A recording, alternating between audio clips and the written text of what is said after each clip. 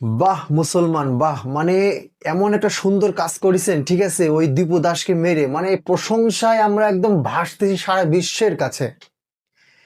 তো যে সকল মুসলিম ভাইরা বলতেছেন আমার নবী করিম সাল্লাল্লাহু আলাইহি সাল্লামকে ব্যঙ্গ করার কারণে তো আমরা তাকে হত্যা করেছি, ঠিক আছে, আমরা ভালো কাজ করেছি। আদৌ কি আপনারা এটা একটু ভালো কাজ করেছেন? এটা আপনার বিবেকের কাছে জিজ্ঞেস করে দেখেন, আদৌ কি আপনি ভালো কাজ করেছেন? আচ্ছা, আমাদের নবী করিম সাল্লাল্লাহু আলাইহি সাল্লাম কি আছে কি এরকম অন্ধ বিচারপতি ছিলেন? তিনি তিনি কি আছে কোনো যাচাই বাছাই না করে, ঠিক আছে, একটা মানে শোনার কানে শোনার মানে কথার ভিত্তিতে কি কাউকে কোনোদিন বিচার করেছেন? তিনি তিনি কত ধৈর্যশীল ছিলেন, তিনি কত ন্যায় বিচারক ছিলেন।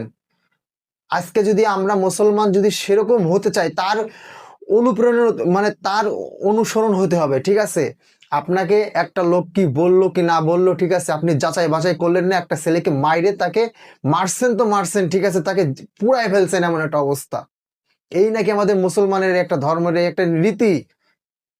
আজকে আমাদের পার্শ্ববর্তী রাষ্ট্র কি করতেছে? জয় শ্রীরাম না বলার কারণে আমার মুসলমানদের প্রতি অত্যাচার করতেছেন, তাদেরকে খুন করতেছে, ঠিক আছে। এটা একটা রাজনীতির পর্যায়ে চলে গেছে, তাদের জয় শ্রীরাম না বলার কারণে এটা রাজনীতির পর্যায়ে চলে গেছে।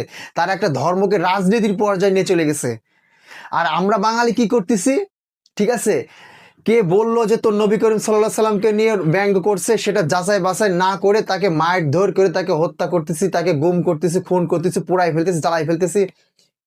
এটাও আমাদের একটা রাজনীতির পর্যায়ে চলে গেছে, ঠিক আছে। এই যে আমাদের নবী করিম সাল্লাল্লাহু সাল্লামকে নিয়ে একটা রাজনীতির পর্যায়ে চলে গেছে, এই যে ধর্মটাকে নিয়ে যে আপনারা রাজনীতি খেলা করতেছেন, এটা কি আদৌ কি ঠিক না? আদৌ কি এটা থেকে কোনো মানে মনুষ্যত্ব পরিচয়? এটা আজকে এই কাজটা করার কারণে, ঠিক আছে, সারা বিশ্বের কাছে, পুরো মানব জাতির কাছে আমরা একদম কতটা লজ্জিত, কতটা মানে হচ্ছে গিয়ে মানে ছোট হয়ে গেছি, এটা বলার বাইরে।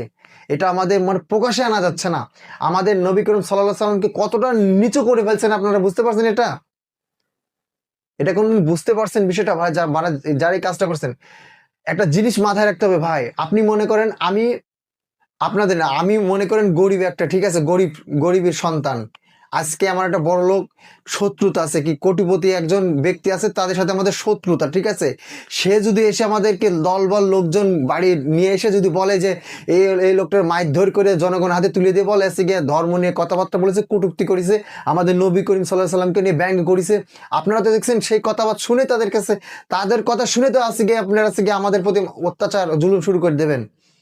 কোনো যাচাই বাছাই করবেন না, কোনো কিছুই করবেন না, ঠিক আছে। তাদের কথা মতে আছে কি আপনারা আছে কি হুকুত মানে হুদোষে হুজুকি, ঠিক আছে, হুজুকি বাঙালি যাকে বলা হয়, হুজুকি বাঙালি আমরা, ঠিক আছে ভাই। এটা তো পরিচয় দিলেন আজকে আপনারা, এই হুজুকি আজকে